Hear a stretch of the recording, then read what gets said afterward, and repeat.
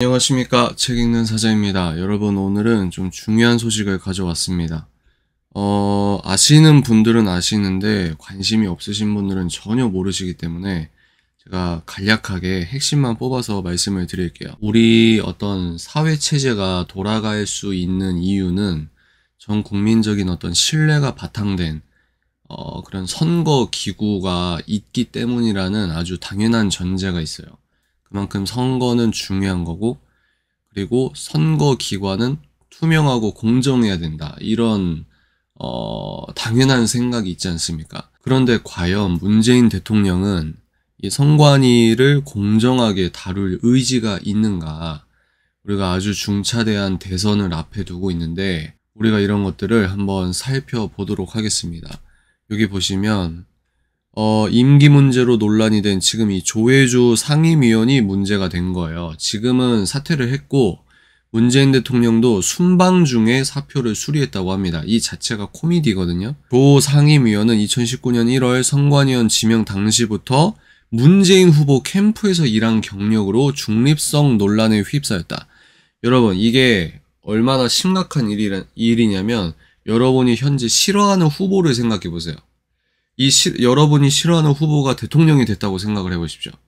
근데 이 선관위 상임위원이라는 중차대한 자리를 이 사람의 캠프에서 일을 했던 사람을 선거관리위원회 중직으로 꽂아 넣었다고 생각을 해보십시오. 그래서 당시 야당의 반발로 청문회도 열리지 못했지만 문재인 대통령이 청문회 없이 임명을 강행했다. 그러니까 이 사람은 뭐 민주주의 운동을 했다, 민주주의 하는데 이 사람은 민주주의자가 아니에요.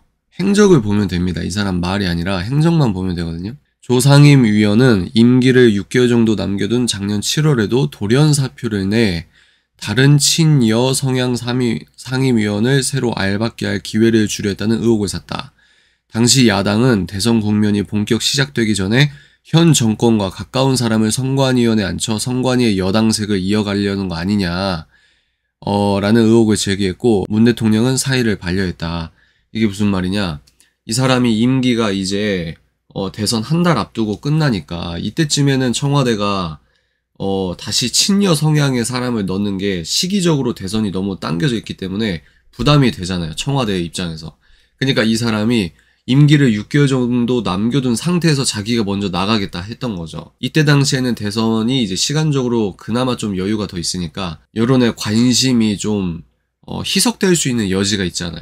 이것도 꼼수 아니냐 이렇게 얘기를 한 거예요. 여하간 계속 볼까요? 그래서 선관위 2,900명 전 직원이 반기를 들었다. 그래서 지금 이 부분은 그러면 이제 어떤 식으로 퍼즐이 맞춰질 거냐 이런 내용을 해석한 내용이에요. 그래서 야당도 상임위원이 없는 대선이 치러질 가능성에 동의를 해야 된다. 이 자체가 뭐냐면 민주당을 지지하는 사람이건 반대하는 사람이건 이미 지금 공정성이 훼손이 되고 있다고 봐야 됩니다. 근데 그 공정성을 선거관리위원회의 공정성을 훼손하는 사람이 지금 문재인 대통령이라고 하는 거예요. 자, 이제 야당 대표는 뭐라고 했냐? 대통령이 추천한 비상임위원 중 상임위원을 선정하는 꼼수는 반헌법적 행동이다. 그런 시도 자체를 아예 꿈도 꾸지 말고 정상적인 절차로 중립성을 확보하기 위한 최소한의 노력이라도 해야 된다. 또 선대본부 전주의 대변인도 임기 말 꼼수 알박기 시도는 애초부터 없었어야 했다. 상임위원 후임은 문 대통령이 임명한 친여 비상임위원 지금 2명 중에 문 대통령이 고른 사람 중에 또 1명이 될 가능성이 있단 말이에요. 그러니까 그게 아니라 공정하고 중립적 인사를 새로 임명해야 한다 라고 했습니다. 이 정부는 여러분 역대급입니다. 역대급. 뭘 해도 역대급이에요. 이건 이제 단독 기사인데 이거 보시면 중앙선관위 내부 통신망에 올라온 비판 댓글입니다. 비판 글이에요. 조직에 애정이 없는 사람이 줏대도 없는 게 더 슬프다. 이 뼈를 때리는 겁니다. 그러니까 이겁니다. 너 빨리 나가라는 거죠. 깔끔하게 빨리 나가라. 조직에 애정도 없는 사람이 줏대도 없다. 이게 참 뼈를 제대로 때린다. 수십 년간 쌓아온 선관위의 공정성을 훼손했다. 지금 선관위 내부에서 나온 이야기입니다. 선관위가 과연 헌법기관으로 존재하는 건지 묻지 않을 수 없다. 조직이 완전 망조다. 이런 사람을 선배라고 이런 식으로 비판 글이 나왔다고 합니다. 볼까요? 이 부분이 중요한데 헌법기관인 선관위 직원들이 집단 행동에 나선 것은 전례가 없다. 조 상임위원 임명 이후 2020년 4.15 총선 부정선거 의혹 등 선관위에 대한 정치권과 시민사회의 중립성 시비가 끊이지 않으면서 누적된 선관위 직원들의 자괴감과 불만이 폭발한 것이란 말이 나온다. 실제로 지난해 4월 7일 서울시장 보궐선거 때 선관위는 더불어민주당을 연상시키는 파란색의 택시 랩핑 광고를 제작해 논란이 일었다. 선관위가 이런 랩핑을 제작했다는 거예요. 선관위가. 그러면 친여 성향 사람들은 야, 그런 색깔 하나 갖고 뭘 그렇게 논란을 만드냐라고 하는데, 이런 지적을 하는 사람들이 낯이 뜨거워야 된다. 낯이 뜨거워야 돼. 색깔이 상관이 없으면 뭐하러 선거 홍보할 때 색깔을 그렇게 깔맞춤을 합니까? 색깔로 홍보를 합니까? 그리고 기억나십니까? TBS에 일합시다. 1번 찍으라는 거죠. TBS의 공정성 문제는 굉장히 심각한 문제였잖아요. 지금도 마찬가지고. 근데 여기에서 일합시다 이러면서 1번을 찍으라는 암묵적인 상징이 일어날 수 있잖아요. 그러니까 논란이 될 걸 알면서 왜 하냐는 거예요. 일종의 노이즈 마케팅 플러스 사람들의 어떤 잠재의식 속에 1번 뽑으라, 파란색 뽑으라, 이런 거에 선관위가 제지하지 않았다는 겁니다. 이게 말이 되는 겁니까, 여러분? 근데 보세요. TBS의 일합시다 캠페인은 문제 삼지 않았지만 보궐선거 왜 하죠? 왜 합니까? 지금 민주당 인사의 스캔들 때문에 보궐선거를 했잖아요. 내로남불, 당연하죠. 근데 이런 문구를 못 쓰겠다는 거예요. 누가요? 선관위가. 당연히 편향이 있죠. 당연히. 이거는 여러분 정말 심각한 문제입니다. 중립과 공정성이 생명인 선관위가 최근 들어 정치권은 물론 국민들의 비난을 자초하는 결정을 한 데는 선관위원 구성의 편향성을 영향을 준 게 아니냐, 이런 내부 비판이 커졌다. 그래서 중앙선관위 고위간부 출신 인사가 뭐라고 말했냐면 1963년 선관위가 설립된 이래 초유의 사태를 불러온 데 대해 중앙선관위원장과 대통령이 심각히 고민을 해야 한다. 여기 나오죠. 대통령이 심각히 고민해야 한다. 이건 사설인데 이제 관권 선거를 막아야 된다. 조 위원은 떠나지만 선관위 편파에 대한 우려는 여전하다. 현재 야당목 위원 한석은 민주당의 반대로 임명이 안 되고 있는 가운데 나머지 선관위원 8명 중 7명이 친여 성향입니다. 말이 됩니까? 다시요. 여러분들이 싫어하는 대통령의 내각에서 지금 이런 일이 벌어졌다고 생각을 해보십시오. 지금 선관위 8명 중 7명이 친여 성향 인사인데 나머지 한석 남은 것도 민주당이 지금 반대하고 있다. 여러분, 근데 이 빨간색이 정말 중요한 내용입니다. 보시면 최근 청와대는 선관위에 문의를 했다는 거예요. 어떤 내용을 문의했냐면 어떤 경우에 상임위원이 선관위원장 대신 전결권을 행사할 수 있는지에 대한 규정 관련 정보를 요청했다고 합니다. 여러분, 이 검은 의도가 보이십니까? 얘네들이 민주주의적이라고 말할 수가 있을까요? 이 정도면 독재 아닙니까? 명징한 독재 아니에요, 이 정도면? 다시요, 여러분. 청와대가 최근에 선관위에 물어본 내용이 뭐냐면 어떤 경우에는 상임위원이 전결권을 행사할 수 있는지 그 옵션 좀 보여달라. 이거예요, 지금. 매우 이례적인 일이라고 한다. 여러분, 이게 말이 됩니까? 현재 중앙선관위원장도 친여서클 우리법 연구회 출신이다. 지금 우리법 연구회가 얼마나 이 극단적인 정치 편향 집단인지 여러분 아실 분들은 아시리라고 생각합니다. 국민의 절반 이상이 정부의 선거 관리가 공정하지 않다고 생각하는 여론조사가 괜히 나온 게 아니다.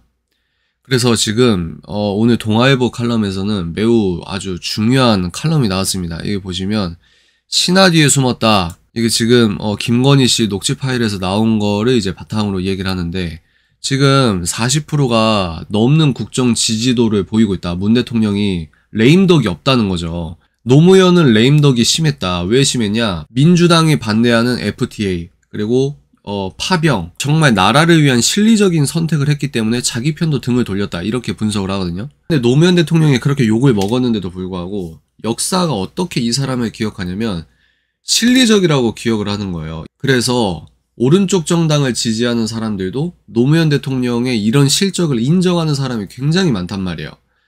근데 문재인 대통령은 전혀 다른 행보를 보이고 있다. 그러면 왜 문재인 대통령이 이렇게 욕을 안 먹고 있냐? 이 원인 분석을 4가지를 했는데 보세요. 지지층이 싫어할 일은 안 한다. 두 번째, 책임은 신하에게 미루고 공은 자신에게 돌린다. 저는 이 두 번째 원인 분석이 매우 공감이 갑니다. 문재인 대통령의 이 5년 실적을 보면은 욕먹을 책임은 신하한테 미룹니다. 지금도 욕먹을 방역팩스 관련된 건 저기 공무원 시키잖아요. 계속해서 정례 브리핑 핑계로 그 사람 시키잖아요. 또 무슨 뭐 백신을 구해왔다 뭘 했다 그러면 문재인 대통령 얼굴 찍히고 이런 거 아닙니까? 세 번째, 잘못해도 사과 안 하고 사과해도 남 얘기를 하듯 한다. 아주 중요한 부분이죠. 두 번째, 세 번째 비슷한데, 네 번째, 누가 뭐래도 줄기차게 국정 성과를 주장한다. 이러니 지지자들에겐 잘못한 거 하나 없는 대통령이지만 본질을 들여다보면 유체이탈 국정이다. 선거관리부처인 법무행정안전부 장관에다 중앙선거관리위원 8명 중 7명을 친여 일색으로 해놓고도 못 믿어워서 그렇게 해도 못 믿어워서 무리수를 두다 벌어진 중앙선관위 파동을 보라. 임기 말에 이렇게 노골적으로 대선에 개입한 대통령은 없었다. 여러분, 그러면 왜 이렇게 노골적으로 개입을 할까요? 대통령이. 이런 논란이 있을 걸 알면서도 왜 이렇게 노골적으로 개입을 할까요? 잘못한 게 많으니까 그런 거 아닐까요? 이번 정권에서 감옥에 보낸 사람이 40명 정도 된다고 하고 자살도 얼마나 많이 했습니까? 여러분들 뉴스에 이슈 나왔을 때는 손가락질하고 욕하긴 쉬웠는데 그 사람들 재판 과정에서 드러나는 불합리한 정치 편향적인 말도 안 되는 프레이밍이 드러나는 거는 시민들이 그 다음은 관심이 없거든요. 대통령의 침묵, 민주주의에 대한 도전이다. 이거는 캐나다에 있는 교수님께서 쓰신 칼럼인데, 대통령은 세습 군주가 아니다. 너무 당연한 말이죠. 민주국가의 대통령은 국민이 참여하는 공정한 선거를 통해 잠시 권력을 위임받았을 뿐이다. 이런 말이 통용될 수 있는 것 자체가 선관위가 공정하다라고 하는 사회의 신뢰성이 있기 때문이거든요. 근데 나라가 존재할 수 있는 그 근본적인 신뢰 자체에 금이 가게 한다는 거예요. 그 권력의 정당성은 오로지 공정한 선거에서 나온다. 그렇기에 행정부 수반으로서 대통령은 선거의 공정성을 보장해야 할 법적, 정치적, 도덕적 책무를 진다. 근데 그렇게 안 했다는 거죠. 명실공히 친여 선관위가 구성된 상태다. 그도 모자라 대통령은 정부의 오랜 관례를 허물고 바로 그 선관위원을 연임시키려 했다. 그 결정이 얼마나 부당했으면 선관위 지도부를 위시한 2,900여 명의 직원 전체가 집단적으로 반발했겠는가. 이제 대통령은 직접 국민에게 해명해야 한다. 합니까? 지금 그걸 안 하니까 이렇게 지지율이 지켜진 거다. 이렇게 얘기를 하는데 하겠습니까?